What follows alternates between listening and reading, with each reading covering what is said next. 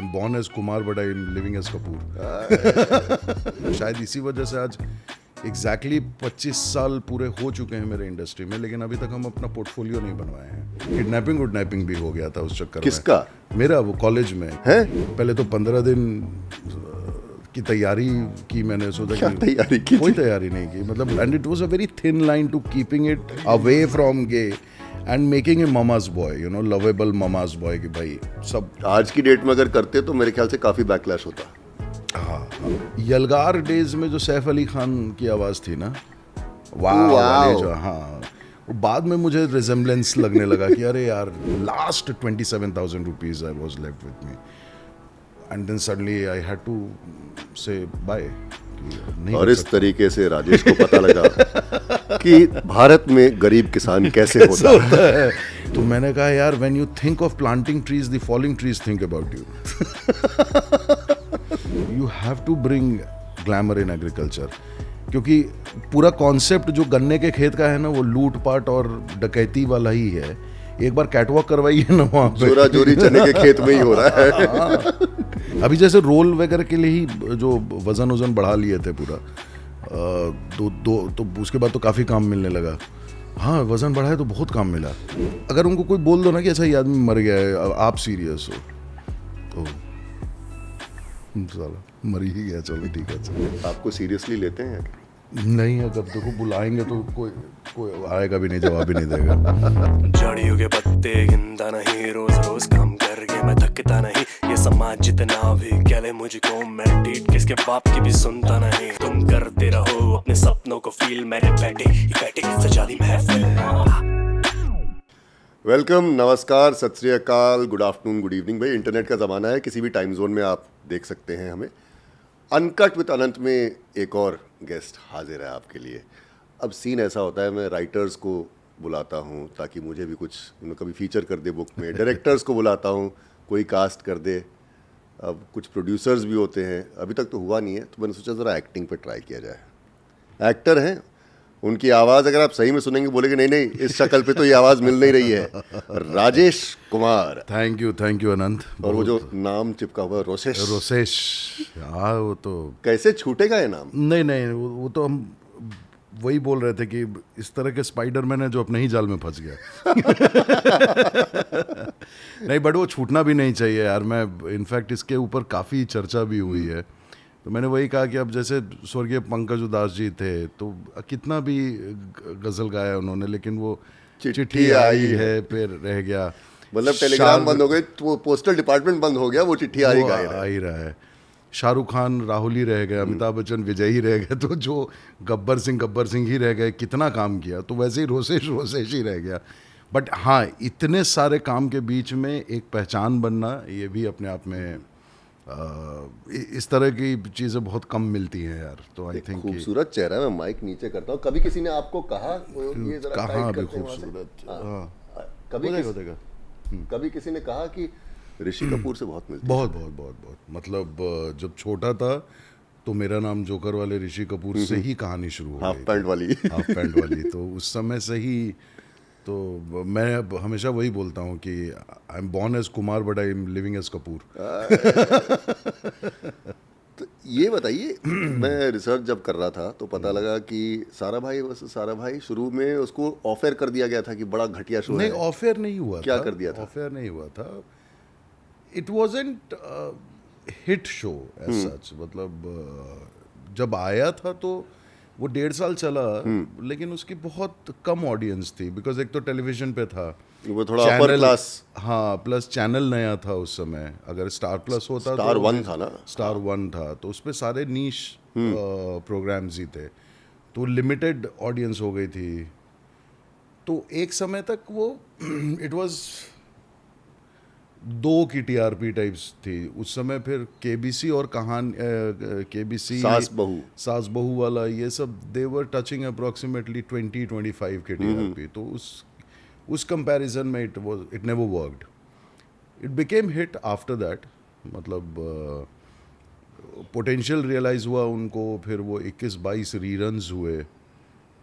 जब भी कोई नया स्लॉट पे अगर उनको डालना होता था कोई प्रोग्राम, तो सारा भाई पहले डालते थे, फिर उस पर कहानियाँ शुरू हो जाती थी।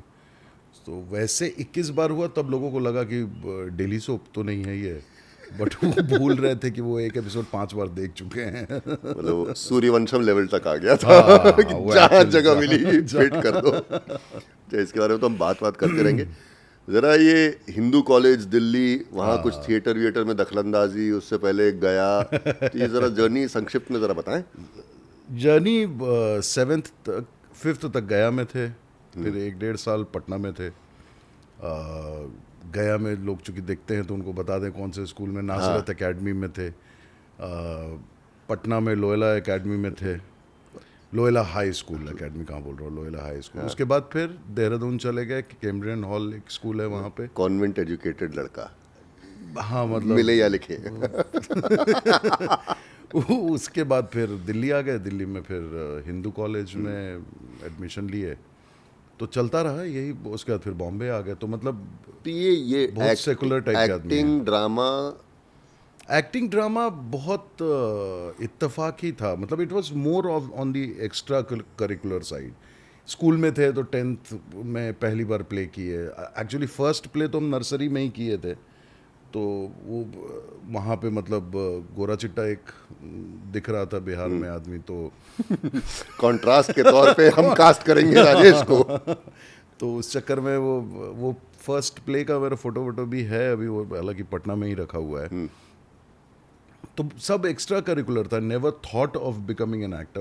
और शायद इसी वजह से आज एग्जैक्टली 25 साल पूरे हो चुके हैं मेरे इंडस्ट्री में, लेकिन अभी तक हम अपना पोर्टफोलियो नहीं बनवाए हैं, because I am not very good with still photography.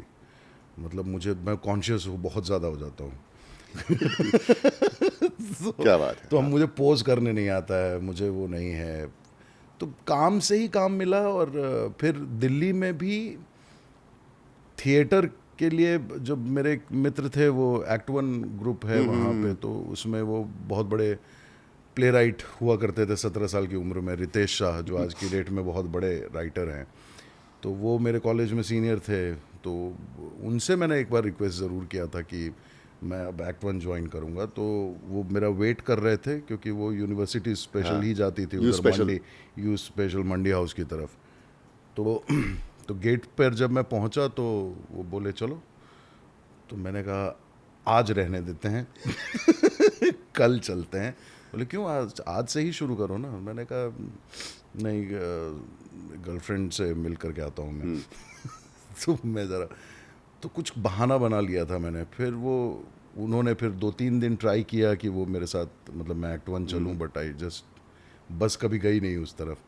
तो कॉलेज लेवल पे प्लेज वगैरह किए थे, वही स्ट्रीट प्ले और ये वो। तो एक्स्ट्रा करिकुलर काफ़ी इन्वॉल्वमेंट रहा था। इनफैक्ट बहुत फ़नी बात बताते हैं तुमको Anant, first year of Hindu college I was walking, मतलब रैंप वॉक किया था मैंने श्री फोर्ट ऑडिटोरियम में विथ राहुल देव एंड मनप्रीत बरार। उस समय मिस इंडिया मिस यूनिवर्स बनी थी, तो उन लोगों के साथ मैंने फर्स्ट ईयर में ही रैम्प शो किया था श्री फोर्ट ऑडिटोरियम। 2000s की बात है? नहीं, ये बात है तुम्हारी 95 की, 95-96। हाँ, राहुल देव उस टाइम मॉडल और एकदम लंबी तीखी नाक वाले। राइट। तो मैंने इनके साथ रैम्प शो किया था वहाँ पे।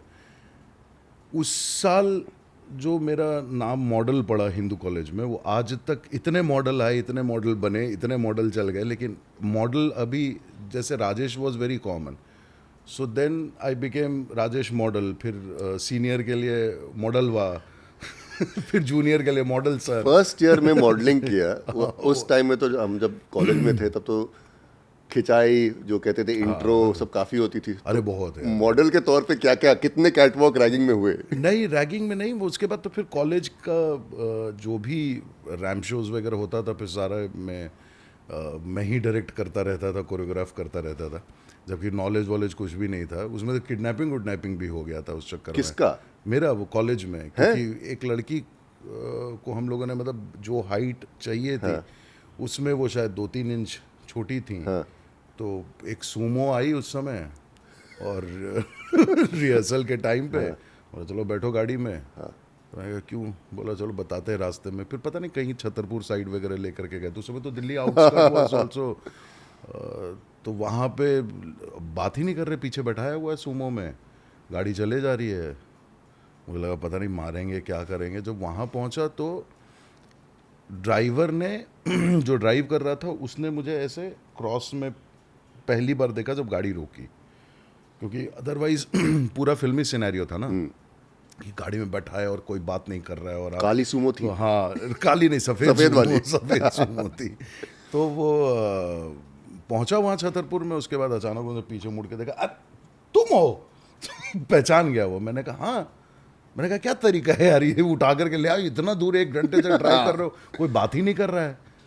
अरे यार एक गलत आदमी को लेके आ गए हम लोग। तो मैंने कहा गलत सही क्या? बोला नहीं नहीं, हम लोग को बोला यार कि वो जो रिहर्सल करवाता है वो एक लड़की है हमारे ग्रुप की, उसको पार्टिसिपेट नहीं करने दे रहा है।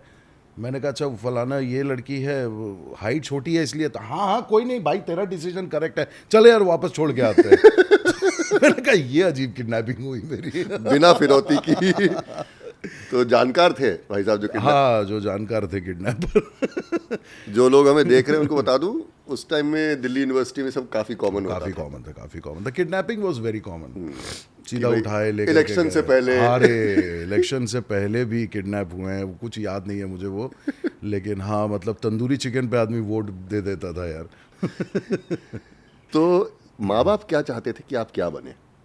They definitely everyone in Bihar, किसी के भी माँ बाप हों तो सिविल सर्वेंट होना तो बहुत ज़रूरी है। तो उनके अंदर तो यही था कि इतना बाहर पढ़ाए लिखाए हैं तो कहीं ना कहीं सिविल सर्विसेज तो एक अटेम्प्ट तो लेगा ही लेगा, बट वो नहीं हो सकता था। वो कुछ चीज़ें नहीं हैं यार। And it's good that you realise it while doing it, you know. और जितनी जल्दी आप रियलाइज़ कर लेना तो शायद करियर बनाने, दूसरा ऑल्टरनेट करियर बनाने के लिए आपको एक समय मिल जाता है। You know, by the time I finished my graduation I realised I can't do this, but then never also I didn't also know कि ऐसा भी नहीं था कि एक्टर बनूंगा, ये भी नहीं पता था। मैं उसी पे आ रहा हूँ कि कैसे वो हाँ, फ्लिपिंग फिर मास कम्युनिकेशन का दिमाग में चला था, बिकॉज जामिया में बहुत बढ़िया होता जामिया था। में था, फिर यहाँ और Xavier's में होता था, बॉम्बे में, वगैरह का भी इग्नू था, में भी, हाँ। इग्नू का भी था। तो ये हुआ था कि अब रोशन अब्बास आते थे उस समय, public demand, liberty public demand, आपका मेरा दोनों का करियर उन्होंने। रोशन अगर आप सुन रहे हैं तो सलाम, thank you. I know Roshan sir को इस बार मैंने बोला भी था कि सर वो कैमरे के साथ जो कंफर्ट आपने कंफर्टेबल किया था वो आपने ही शुरुआत में किया था। तो और ये भी पता था कि अरे वाह, आप ही के कॉलेज के आशीष विद्यार्थी हैं, आप ही के कॉलेज के विशाल भारद्वाज, रेखा भारद्वाज हैं। तो कहीं ना कहीं ऐसा लग रहा था कि अभी जो एक बड़ा क्लासिक, मतलब काफ़ी अच्छा डायरेक्टर है, वो क्लासमेट है मेरा, चौबे, अभिषेक चौबे, वो क्लासमेट है। इनफैक्ट वो इंग्लिश में था, मैं हिस्ट्री में था, फिर हम लोग साथ में अभी किलर सूप भी उन्होंने ही बनाई ना, मनोज वाजपेयी के साथ। करेक्ट। तो ये था कि भाई साथ में थिएटर वगैरह जब कर रहे थे हम लोग तो वो हमारे साथ ही जुड़ गया था। फिर बाद में तो वो विशाल जी के साथ जुड़ा रहा and he was actually very good. तो वो मास कम्युनिकेशन का एक आइडिया आया कि ये करते हैं। फिर रिटर्न दिए थे जामिया का, नहीं समझ में आया। किसी का नहीं होता था उस टाइम, ऐसा लगता था। मतलब कितने स्टूडेंट थे, मेरे ख्याल से 10,000 लोग देते थे, उसमें 20 का सिलेक्शन होता था। हाँ। और रोशन जामिया से था। रोशन थे, रितेश शाह जिनकी मैं बात कर रहा था, रितेश शाह जामिया चले गए थे। तो मुझे लगा कि ये इस टाइप के ही लोग जाते हैं यहाँ पे, इंग्लिश ऑनर्स वाले, हिस्ट्री वालों का की जगह नहीं है वहाँ पे। तो वो करके फिर खाली समय था, ग्रेजुएशन हो गया था, sister was pregnant and they had shifted to Mumbai. तो जीजा ने बोला कि वहाँ क्या कर रहे हो तुम, आ जाओ 2-3 महीने डिलीवरी वगैरह तक रहो, फ्री ही रहेंगे, हम चले जाते हैं ऑफिस, तो देखभाल के लिए रहोगे। उनके लिए मुंबई आया था पहली बार, विच और इसी एरिया में आया था, गोरेगांव में ही, साईं बाबा कॉम्प्लेक्स में ही आया था 25 साल पहले। 25 साल से I am staying in the same location, because इससे ज़्यादा हरियाली अभी कहीं बची है नहीं। तो वही देखभाल करने के लिए रुका। फिर हुआ कि जामिया में यहाँ सेवियर्स में डिप्लोमा होता है, वहाँ पे एडमिशन ले लेते हैं। तो इंटरव्यू वगैरह जिस दिन था उसी दिन शूटिंग के लिए एक फ़ोन आया एक मित्र का, सुब्रत सिन्हा एक राइटर हैं, लिरिक्स राइटर भी हैं, वो कुछ लिख रहे थे ईशान त्रिवेदी के साथ, which Rajat Kapoor and Rajeshwari Sachdev were acting in it. वो स्टार बेस्ट सेलर था शो का नाम स्टार बेस्ट सेलर और एपिसोड का नाम चेकोस्लोवाकिया। तो वो भी कॉलेज के सीनियर थे, उन्होंने बोला अरे एक्टिंग करेगा क्या? मैंने बोला पैसा मिलता है क्या? बोला हाँ मिलेगा। मैंने कहा कितना मिलेगा? बोला 1000 रुपया दे देंगे, एक ही सीन है तो 1000 रुपया कैश मिल जाएगा तुमको। फिर मैंने कहा यार जेवियर्स में 25,000 रुपये देने पड़ेंगे, यहाँ 1000 मिल रहा है, तो विच वन इज़ बेटर? तो सीधा ये हुआ तो कि जेवियर्स नहीं ज्वाइन किया? नहीं, फिर जेवियर्स नहीं, क्योंकि इंटरव्यू वाले दिन ही शूट आया, तो आई हैड मतलब कस्प पे था कि लेफ्ट जाऊँगा। गांधी जी और 3 जो दिखते हैं शेर जीत गए जेवियर्स से। तो वो वहाँ से शुरुआत हो गई। उसके बाद लगा कि अब कर लिया जा सकता है यार, अब एक्टिंग हो जाएगी, कोई दिक्कत नहीं है। सही। पहला रोल वही था और उसके बाद वही था, 21 टेक लिया था मैंने एक लाइन बोलने ये के जो लिए। हिम्मत वाली बात है कि अब मैं इसी को अपनी जीविका बनाऊंगा, रोजगार मेरा यही रहेगा, ये कैसा? और कितना ऑपोजिशन, कितने लोगों ने गाली दी, कितने लोगों ने बैठा किसी के ने समझाया? गाली नहीं दिया, पिताजी ने बोला कि नहीं मतलब डिसीजन इज योर्स थैंकफुली, तो ये कभी नहीं हो, ऐसा फील नहीं होगा कि तुम्हारा कोई नुकसान हो रहा है, या इस एजुकेशन का एक्टिंग में भी अगर फ़ायदा उठा सको तो बेस्ट रहेगा। एक्टिंग का करियर तो हम सब ने देखा ही है। ये जो रोशेस का ऑडिशन वाला है, दैट्स काफ़ी खतरनाक सी स्टोरी है। अरे खतरनाक नहीं, वो मतलब प्रेशर वाली स्टोरी थी, क्योंकि मेरे अलावा बाद में मुझे पता चला कि किसी और का ऑडिशन लिया ही नहीं गया था।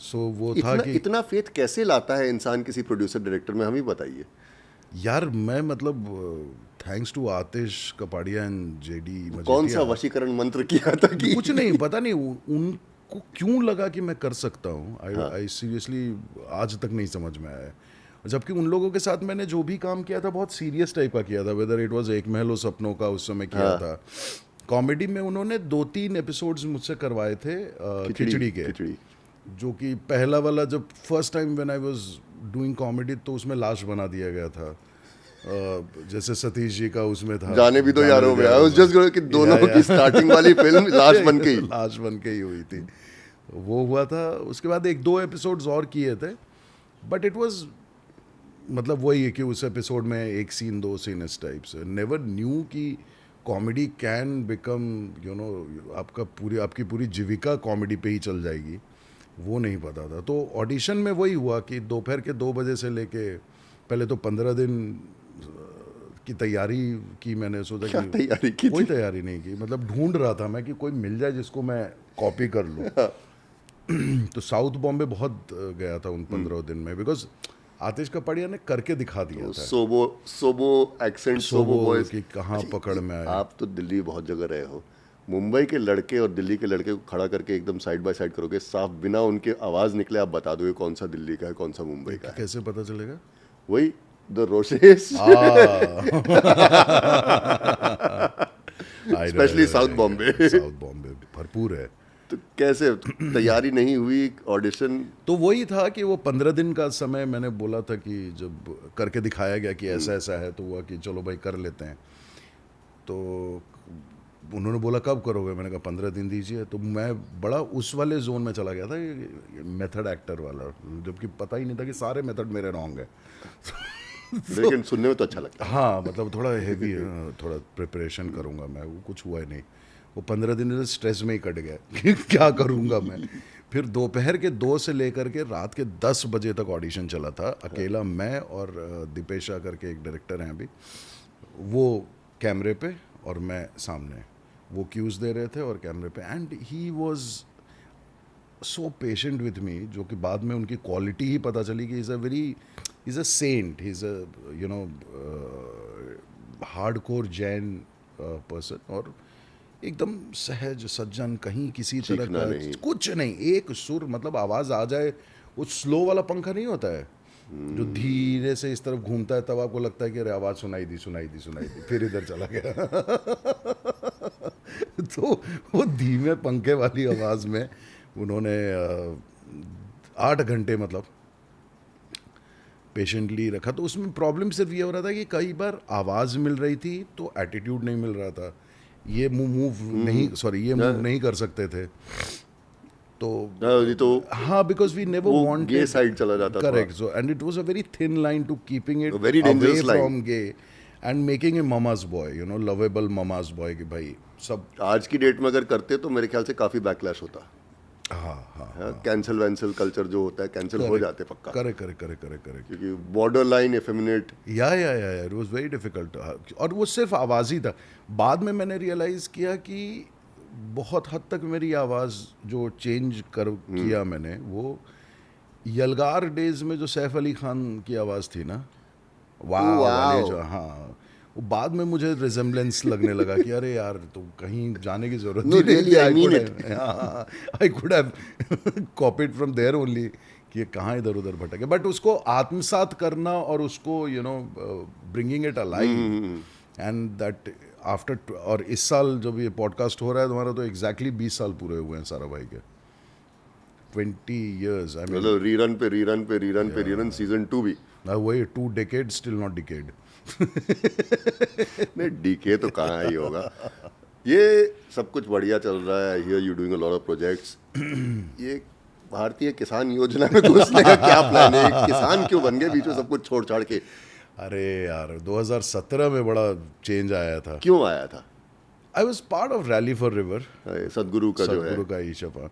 तो मैं होस्ट कर रहा था ये शो, मतलब जहाँ 2-3 जगह पे मैंने किया।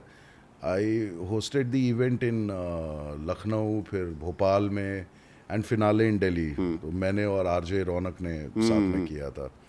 तो वहाँ पे ये एक जानकारी मिलने के बाद ना, ऐसा लगा कि यार हिंदुस्तान में ये चीज़ तो क्लियर है कि भाई जो भी इस सब कॉन्टिनेंट में पैदा हुआ है ना, उनके डीएनए में खेती तो है।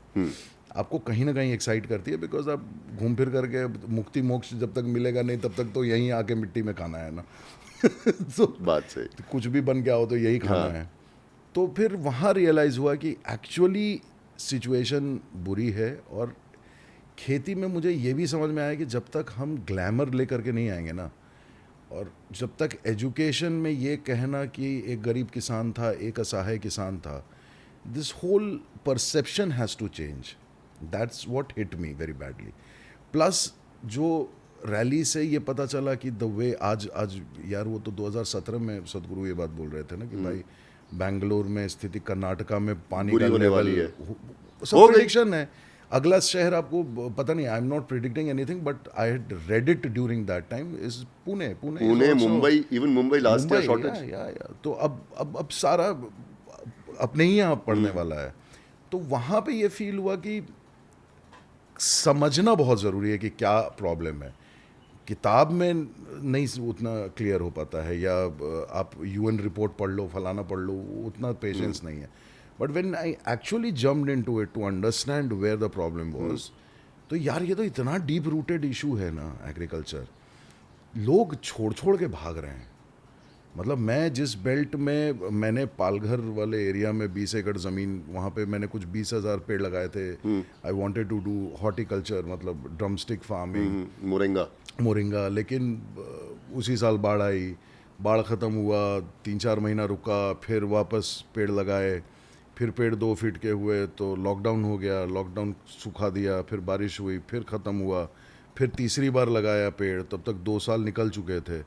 तीसरी बार पेड़ लगाया, इस बार पेड़ जो थे 2 फीट से 6 फीट पे पहुंचा, और अचानक एक दिन पता चला कि खेत में आग लग गया, क्योंकि हवा ड्राई वाली चली और हम नेचुरल फार्मिंग कर रहे थे। सारा वो जितना पत्ता वत्ता सब वो पट करके पूरा आग पकड़ा, वो एक साइड का पूरा खेत जल गया। उसको सोचा कि रिवाइव करेंगे, तब तक पता चला कि अच्छा जिस तालाब से पानी आ रहा है, पानी सूख गया। 550 फीट बोरिंग करवाई रात के 3 बजे तक जग करके, and then I realise that I last 27,000 rupees I was left with me, and then suddenly I had to say bye.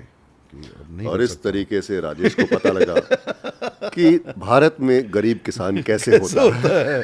तो वहाँ पे ये फिर बट हिम्मत नहीं आ रहा, फिर वहाँ से फिर वापस 5 एकड़ से एक कहानी शुरू की। देन मेड दिस मेरा फैमिली फार्मर करके एक कॉन्सेप्ट, जो organic natural without any without additives. Anything, मतलब ऑर्गेनिक और नेचुरल का लैब रिपोर्ट में फ़र्क पता चल जाएगा कि जो हमारी जो उगाए हुए किसानों की सब्जियां हैं ना, तो उसका अगर परमिसिबल लिमिट 2 या 3 होता है ना, तो मैं बड़ा सरप्राइज था, मुझे लगा रिग कर दिया किसी ने।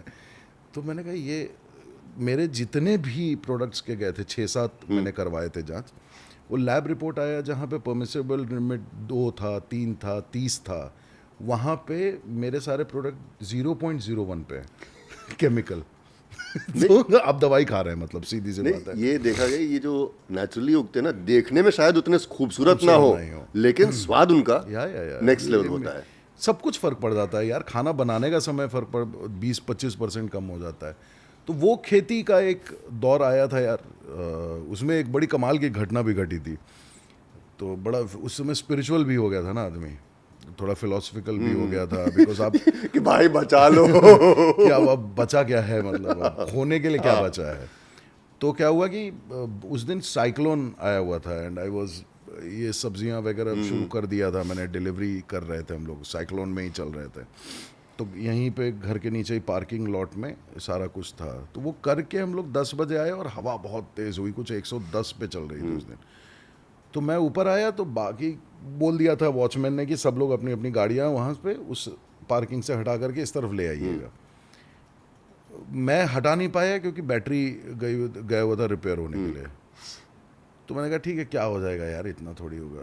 तो अचानक वॉचमैन का फ़ोन आता है कि सर 2 पेड़ गिर गए आपके इनोवा पे।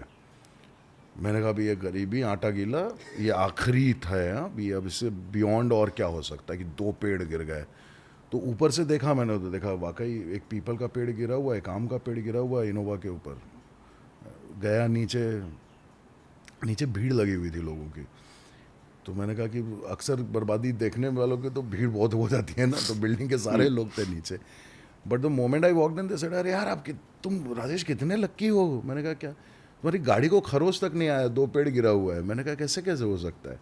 तो लिटरली देखा कि लेफ्ट से जो पेड़ गिरा है, किसी ने स्कूटर पार्क कर दिया था तो बोनेट से 1 फीट ऊपर टंगा, और आम वाला जो गिरा उसका पहला टहनी जो है वो 1 फीट आगे गिरा। तो पेड़ ऐसे गिरा हुआ, बीच में इनोवा खड़ी है। ऊपर से देखोगे, साइड से देखोगे, लगेगा पूरा खत्म हो चुका है।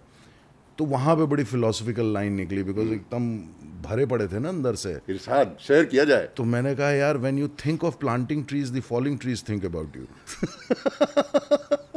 तो प्रकृति, आप कहीं ना कहीं यार सब कुछ कनेक्टेड है दोस्त। तुम्हारे थॉट भी किसी के रूट में चले जाते हैं, पता नहीं चलता है। नहीं so that's how the whole thing was. But it's a very good decision, it was a very good decision, today I realize it, कि बहुत सारी चीज़ें ऐसी पता चली, बहुत सारे मतलब पूरे इंडिया के किसानों का सबसे बड़ा प्रॉब्लम जो है वो मार्केट है। Marketing is the biggest challenge for all these farmers. पानी कम हो रहा है, ऑर्गेनिक कंटेंट कम हो रहा है, जहाँ पे यूएन का स्टडी कहता है कि यार कम से कम 3% ऑर्गेनिक कंटेंट होना चाहिए। इस समय आंकड़े ऐसे हैं कि लगभग 60 से 65% के अंदर भारत में जो खेती वाली ज़मीन है उसमें the organic content has gone down to 0.58 to 0.6 per, less than 1. So ये organic content जो है is a problem. The problem is identified by it. एक question मेरा था, गरीब किसान, but on the other hand अभी जो farmers protest हो रहा है, this is probably a step in the right direction which is being opposed, or is it?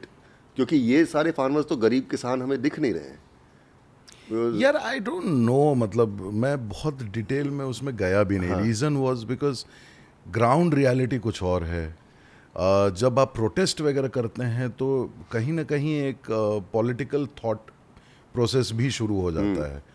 तो मुझे वहाँ पे फिर दिलचस्पी मेरी ख़त्म हो जाती है, बिकॉज एक आदमी लड़ा पड़ा है यार। ऐसे ही अगर तुम लैंड होल्डिंग देख लो, अगर 80% of Indian farmers they have land holding of 1 hectare or less, मतलब 2 से 2.5 एकड़ ही है उनके पास। तो ये 2-2.5 एकड़ में आदमी कैसे सरवाइव करेगा? वही तो क्वेश्चन है कि जो आदमी अगर एक भी दिन काम नहीं करेगा तो उसको खाने को नहीं मिलेगा, वो प्रोटेस्ट में जाएगा। हाँ वही एग्जैक्टली। सो भीड़ कहाँ से आ रही है? 144 करोड़ में पता नहीं कितने लोगों को इस समस्या से नहीं वाकिफ़ हैं कि जो ग्राउंड रियलिटी कहने का मतलब कि यार आज मार्केट खुद कर रहा हूँ मैं चीज़ों को एक ऐप के माध्यम से। क्या ऐप कौन सा है? What is यार तुम्हारे दिल्ली का ही ऐप है, वरुण खुराना उसको बनाया है। OTP तुम्हारे यहाँ है दिल्ली में, so they have launched it in Mumbai also. Okay, so OTP you can order online है। Online. सो तो मैंने अपने सारे किसानों को वहाँ पे जोड़ दिया है। ये बहुत सारे नोएडा के पास में उन्होंने खेत की जमीन ले रखी है, वहाँ पे कर रहे हैं। करेक्ट। वो भी इंजीनियर है, IT दिल्ली का सॉफ्टवेयर इंजीनियर छोड़ करके वो भी खेती में कूदा हुआ है, तो वो टेक साइड पे है। तो मेरा ये था कि अब समझ में आ गया कि मेरा शरीर तो खेती के लिए नहीं बना है, लेकिन आप अपने एजुकेशन से कैसे कंट्रीब्यूट कर सकते हैं खेती में ना। बहुत सारे लोग पूछते हैं कि हमको ही फार्मिंग करना है। क्यों करना है तुमको फार्मिंग? छोड़ो ना, वो तुम्हारा काम नहीं है। तुम अपना क्या, अब तुम्हारे पास अगर आज अनकट है हर आदमी हर कुछ नहीं कर सकता, तुम अपनी स्पेशलिटी करो, ढंग से करो ना, और आप उसी हिसाब से कंट्रीब्यूट करो। आई रिमेंबर कि मतलब जब उस समय एग्रीकल्चर मिनिस्टर थे राधा मोहन सिंह जी, तो उनसे मुलाकात हुई थी इंडिया टुडे ने कोई कॉन्क्लेव के बाद। तो मैंने उनको तभी बोला था, मैंने कहा sir you have to bring glamour in agriculture, क्योंकि पूरा कॉन्सेप्ट जो गन्ने के खेत का है ना, वो लूट पाट और डकैती वाला ही है। एक बार कैटवॉक करवाइए ना वहाँ पे, जोरा जोरी चने के खेत में ही हो रहा है। और चने का खेत है ही कितना बड़ा है, चने का झाड़ होता है वो, जिसको शहर में लोगों को चढ़ाए रहते हैं। ये बात हर बार बोलता हूँ, लोग क्वेश्चन डाउट करते हैं कि ये अब किसान को पढ़ाने का समय नहीं है, अब कंज्यूमर को पढ़ाने का समय है। वो किसान तो ये कह रहा है कि भाई हम कोराजिन मारें इस पे, या हम गौमूत्र मारें। शिमला मिर्च का पौधा उगा के शिमला मिर्च ही देने वाला है, फ़र्क खाने वाले को पड़ने वाला है। So somewhere we have to get educated to bring that change in, you know, कि जितना आत्मसात होगा ना, rather than treating it as a commodity and market commodity, थोड़ा सा कनेक्शन दिल से भी ज़रूरी है कि what you are putting inside yourself, you should be aware about it, that's all. And probably give back, if not more, at least equal to what you are consuming. अभी जैसे रोल वगैरह के लिए ही जो वजन बढ़ा लिए थे पूरा, तो उसके बाद तो काफ़ी काम मिलने लगा। हाँ, वज़न बढ़ाया तो बहुत काम मिला। 25 साल में मैंने 24 साल में मैंने 2 हिंदी फिल्में की थी, और 1 साल में मैंने 4 हिंदी फिल्में कर ली वज़न बढ़ा करके। तो अभी तक जून जुलाई तक तो है ही मामला कि इतना रहेगा।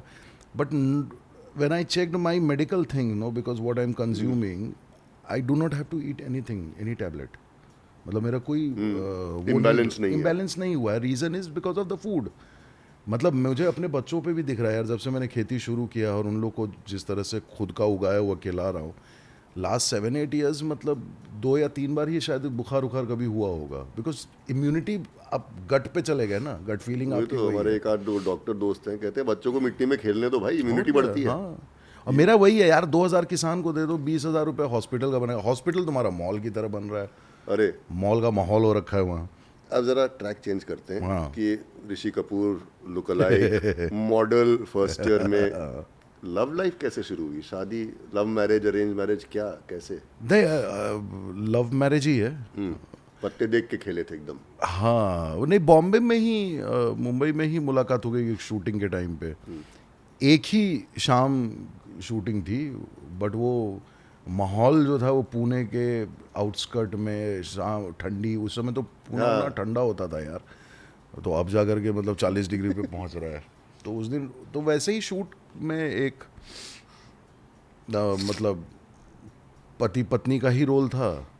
वहाँ बातचीत वगैरह शुरू हुई। नेक्स्ट डे फिर वहाँ से हम लोग वो डेक्कन क्वीन से वापस आ रहे थे, तो दरवाजे पे ही खड़े खड़े बात किए जा रहे, 3.5-4 घंटे हम लोग दादर तक वैसे ही बात करते रहे। और तब तो टेलीफोन वाला टाइम था, तो घर का नंबर याद हो गया था उस समय। सिक्के वाला टाइम था। सिक्के वाला, तो नहीं, सिक्के वाला नहीं, और मोबाइल भी जो था वो 16 रुपये या 32 रुपये कुछ था ऐसा। बीपीएल मोबाइल वाला टाइम है ये। करेक्ट।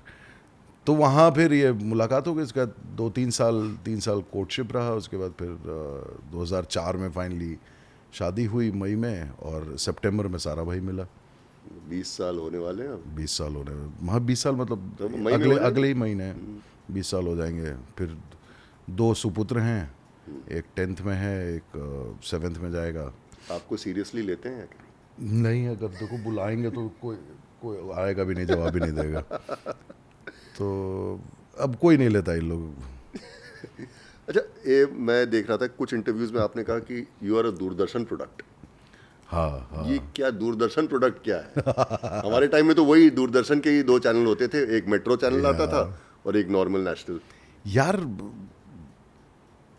दूरदर्शन प्रोडक्ट इसलिए बोलता हूँ मैं क्योंकि मेरे लिए मैं उसको अपना लर्निंग ग्राउंड मानता हूँ कि कैमरा मैंने वहीं सीखा कि मतलब कैसे मार्क पे आते हैं, कैसे लाइट लेते हैं, कैसे आपकी मेमोरी का भी टेस्ट होता है, you have to be alert. तो मैंने 3-4 साल जीवन के में बहुत सारे प्रोजेक्ट्स किए मैंने डीडी पे। मतलब आई रिमेंबर कुछ 8-10 प्रोजेक्ट तो किए ही थे and people were knowing me. मैं अभी एक शो कर रहा हूँ डीडी के लिए एंड जब मैं गाँव जा रहा हूँ तो वहाँ पे लोग मुझे उस शो के नाम से याद कर रहे हैं। यार सोचो 20 साल, मतलब कब 2099 2001 वाला जो टाइम था, उस शो से अभी भी जानते रहे आप। तो वो शिकवा आता था, उसमें आप इमरान बनते थे। अच्छा, गेदा इसमें था। रवि किशन भी तो थे। हाँ, मेरे साथ वाले में एक शो में मेरा दोस्त थी, हम लोग थे रवि, मैं, राजीव कुमार, ईश्वर मर्चेंट, सोनिया कपूर, फिर सुरेंद्र पाल, बहुत सारे लोग थे उस समय जो दूरदर्शन के मतलब हार्डकोर फेसेस थे। तो इसलिए क्योंकि वहाँ पे सीखने का मौका मिला, जो थिएटर में नहीं कर पाया ना, वो मैंने सीधा कैमरे के सामने जो एक्टिंग सीखी है वो वहीं से सीखी। बाकी तो फिर कैरेक्टर वगैरह यार बन गए। उसके बाद ये लेबल नहीं लग गया ये दूरदर्शन वाला है? आया था एक बार ऐसा झटका आया था मुझे। उस समय एक चैनल आया था सहारा, करेक्ट, वहाँ सहारा प्रणाम वाले। तो सहारा पे एक प्रोग्राम के लिए मैंने ऑडिशन दिया था and the creative person she told me later on कि क्यों नहीं हुआ। अब मैं डायरेक्टर का नाम नहीं लूँगा, ऐसे खुद भी बेचारे बहुत कंट्रोवर्सी में रहते हैं वो। तो सहारा से तो वो डायरेक्ट करने वाले थे। तो उन्होंने जब मेरा ऑडिशन देखा था तो ये बोला था, अरे कहाँ से ये दूरदर्शन के चेहरे ले आते हो यार, कोई ढंग का एक्टर लेकर के आओ। उन्होंने रिजेक्ट किया और उसके ही ठीक 15 दिन बाद सारा भाई हुआ। तो आई थैंक हिम। तो इसलिए मैं हमेशा बोलता हूँ कि कुछ भी बुरा नहीं होता, अगर पेड़ गिरता है ना तो कई बार गाड़ी बचा भी देता है। ये सारा भाई वर्सेस सारा भाई में you had Ratna Pathak Shah, you had Satish Shah, you had Rupali. हाँ, ये सब सीजन्ड एक्टर्स। करेक्ट। पैर थरथराते नहीं थे? बहुत पूरा सारा भाई मैंने नर्वस होके किया है, शायद इस वजह से अच्छा भी हुआ।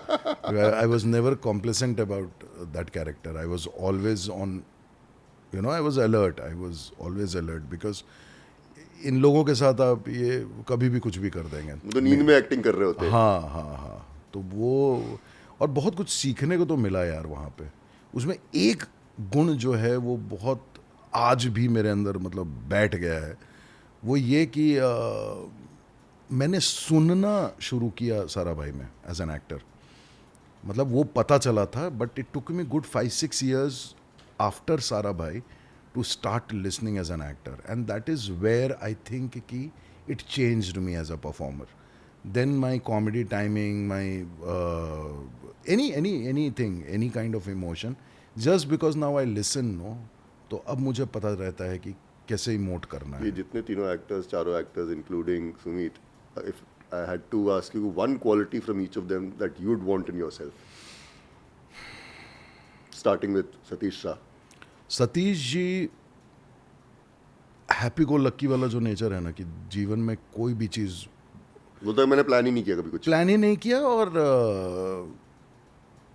अगर उनको कोई बोल दो ना कि अच्छा ये आदमी मर गया है, आप सीरियस हो, तो साला मर ही गया, चलो ठीक है। अच्छा, तो he won't take it too seriously, life he doesn't take seriously, and that's the best quality in him.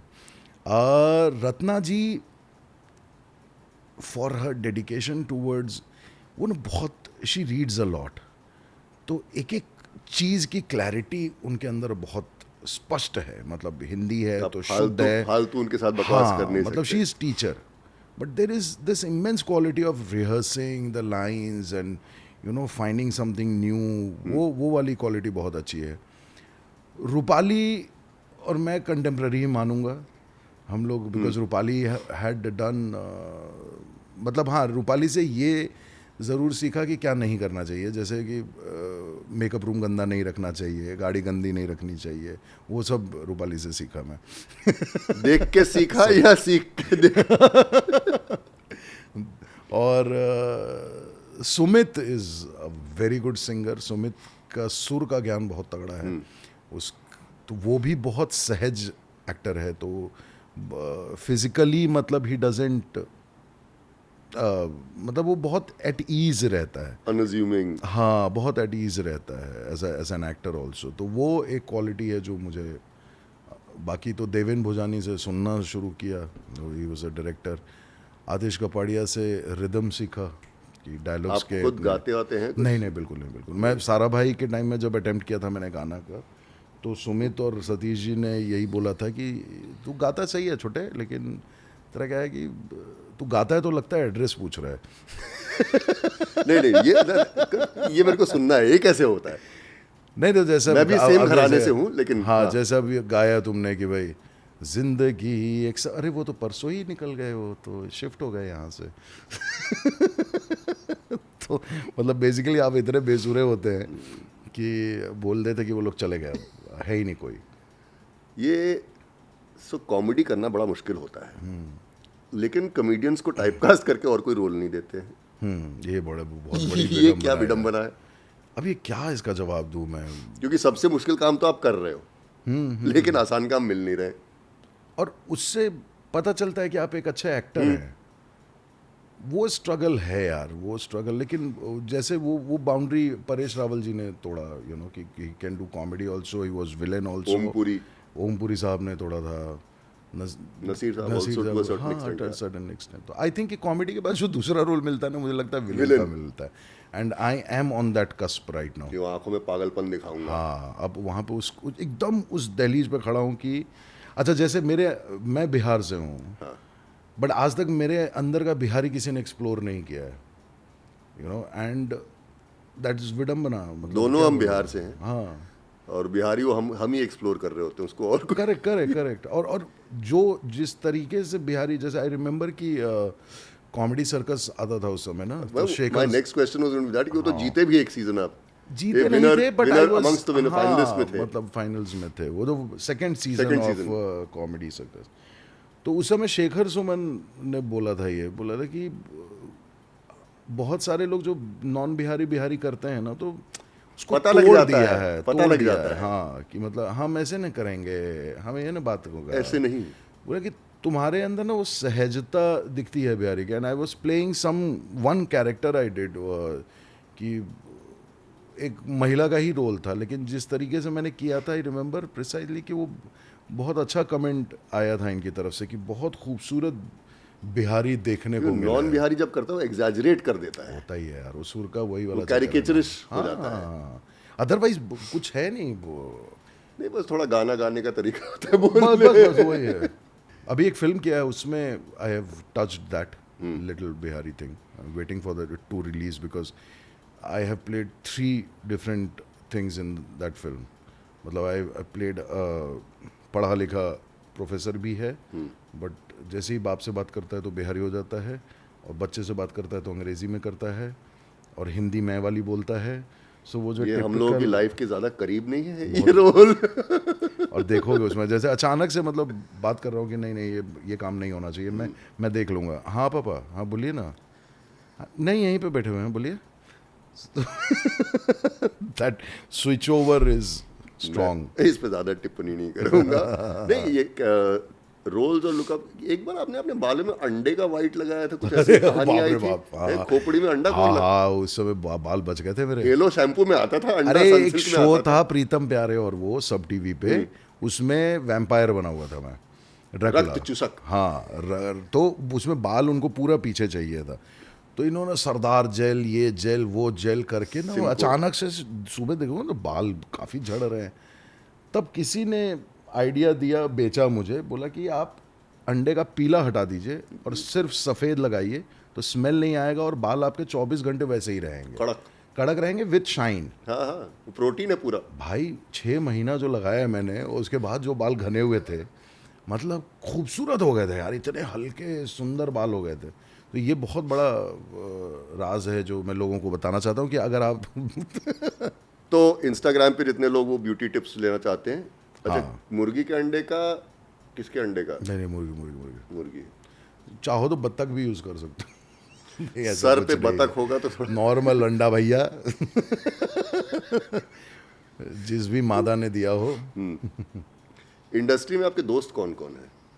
यार इंडस्ट्री में एक्वेंटेंसेस हैं, जब मिलते हैं तब दोस्त हो जाते हैं। व्हाट्सएप ग्रुप्स पे दोस्ती काफ़ी है, बट ऐसा ऐसा कुछ नहीं। बट जो पुराने जो थे ना, जैसे कुसुम सीरियल था या शिकवा वगैरह भी था, तो ये लोग अभी भी, मतलब हम लोग, बिकॉज उस समय मोबाइल जो नहीं था ना, तो उस समय के जो एक्टर्स मिले हुए हैं वो सब दोस्त हैं आज की डेट में। बट हार्डकोर तो जो कॉलेज वाले जो जो शिफ्ट हो साथ गए में हैं, भूखे भूखे घूमे हैं, जो साथ में, तो वैसे वाले तो 5-6 ही हैं बस। ये इंडस्ट्री बहुत लोग कहते हैं ट्रांजैक्शनल है, जब तक ज़रूरत है तब तक आप हैं, जिस दिन आपकी कुर्सी है, आपका ओहदा गया, तो आपको ये भाई हमको बताओ कि ये कौन से लाइन में नहीं है। तुम आईपीएस रहे, आईएएस रहे, जब तक ओहदा रहा तभी तक रहे ना, उसके बाद तो तुम्हारा सरकार भी तुम्हारा अर्दली छीन लेता है। तो ये तो हर जगह है यार। Whenever you are in power और whenever you are at your peak, it will always be there for you. और ये जो आजकल नया विवाद शुरू होता है नेपोटिज्म पे, क्या गलत है उसमें? होना चाहिए आई फुल्ली अग्री कि मैं कमा रहा हूँ अपने बच्चों के लिए। ऑब्वियसली, मतलब अब मुकेश अंबानी अपने बेटे को डायरेक्टर बना देगा तो नेपोटिज्म हो जाएगा। जज इतनी किताबें खरीदता है लॉयर पढ़ने का, उसका बेटा लॉयर बन गया, और सबसे ज्यादा नेपोटिज्म मेरे ख्याल से लॉयर्स में ही है। करेक्ट। बाबूजी जज रहे, बेटा लॉयर बना है, कुछ भी। ये बहुत दकियानुसी बात है। सी, नेपोटिज्म सेपरेट है। ये जिस चीज को टारगेट करना चाह रहे थे, ये ग्रुपिज्म को टारगेट करना चाह रहे थे। जो कार्टेल्स फॉर्म हो रहे हैं, cliques हाँ, form हो मतलब रहे कि हैं, ठीक है भाई, हम इतने ही लोग इसको हैं, काम नहीं देंगे चाहे कितना भी टैलेंट हाँ, उसको टारगेट 10, 12, 15 लोग, लेकिन वो भी यार ठीक है। Everyone is making something for themselves यार। बट आज यू आर एक्सपोज्ड ऑनेस्टली, क्योंकि ओटीटी ने ना आपको लेवल प्लेइंग फील्ड कर दिया है। एब्सोल्युटली एवरीवन, आपके पास टैलेंट है, आपके पास कंटेंट है, अब स्टारिज्म आप रखो अपना घर पे। हाँ, वो 2-4 ही हैं बस, बाकी तो आई डोंट। और वो भी अपने ही शगुफों में जी रहे हैं, मतलब खुद के अंदर बहुत बड़े स्टार हैं वो। फिल्म कौन सी चल जाएगी आपको पता ही नहीं है, यू नो। रिसेंटली कोई अच्छी फिल्म आपने देखी हिंदी? मैंने जो मेरी फिल्म हिट हुई है यार, तुमने देखी कि नहीं देखी? कौन सी तेरी वाली? बातों में ऐसा उलझा जिया। हाँ, हाँ, वो वाली फिल्म 370 देखा, आर्टिकल 370, वो भी अच्छा लगा मेरे को। अभी कुंग-फू पांडा देखना है 4, वो बचा हुआ है। बच्चे बोल रहे होंगे चलो साथ में बच्चों ने देख लिया है, अच्छा। बच्चे बोल रहे हैं कि तुम जाओ देख लो। उसके अलावा तो अपना ही शो नहीं देख पाता हूँ यार। पिक्चर हॉल वही है कि कौन खींच के ले जाता है ना, बड़ा मुश्किल है कहना आज की डेट में। आने वाले प्रोजेक्ट जैसे 2-4 फिल्में हैं, with all due respect to senior actors, वो पिछले 1.5 महीने से देख रहा हूँ मैं, अभी तक ख़त्म नहीं कर पाया हूँ। हाँ, सही बता रहा हूँ मैं तुमको, बड़े बड़े एक्टर की फिल्म बता रहा हूँ मैं तुझे। चलो ठीक है, सबको अपनी रोजी रोटी कमाने दो क्या करें। आने वाले प्रोजेक्ट्स कौन कौन से इंटरेस्टिंग आपके? यार प्रोजेक्ट बता तो नहीं पाऊंगा, लेकिन हाँ, कोटा फैक्ट्री है, ये मेरी फैमिली रिलीज़ हो गया है। एक है जो काफ़ी बड़ा प्रोजेक्ट है, but it's too early to talk about it because shoot चल रहा है, लेकिन we can not under contract. 2 फिल्में बची हैं रिलीज़ होने के लिए, एक नवाजुद्दीन जी के साथ है। उनके साथ काम करके कैसा लगा? अरे मैं 2 फिल्में की बैक टू बैक, तो फर्स्ट वाले में उतना इंट्रैक्शन नहीं हो पाया था, सेकंड वाले में फिर वी इंट्रैक्टेड बिकॉज उत्तराखंड में पहाड़ में 30 दिन हम लोग साथ में थे, तो अकेले बैठ के हाँ, तुम्हारे साथ बैठेंगे तो वो lot to learn from that man also. उन्होंने एक बार बहुत इंटरेस्टिंग चीज़ बोली थी, उनका इंटरव्यू करा था, उनकी माँ उन्हें बोलती थी कि 12 साल में तो कचड़ा भी उसकी किस्मत बदल जाती है, खाद बन जाता है, तू तो इंसान है। लगा रहे। करेक्ट है and which is true also. 12 साल इसलिए बोलते हैं क्योंकि एक सोलर साइकिल होता है ना 12 साल का, हाँ। तो वो पूरा चेंज हो जाता है। सोलर साइकिल भी अजीब ही है, वो सुन पढ़ा है मैंने कहीं कहीं पे कि डेढ़ महीने का भी सोलर साइकिल होता है।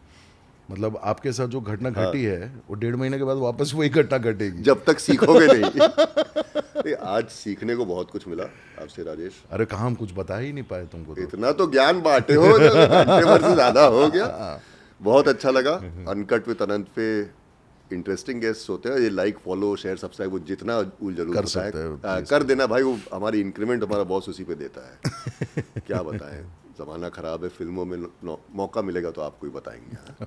Thank you so much, thank you यार, for having me here. Super. I am so समय निकाल करके आ गए।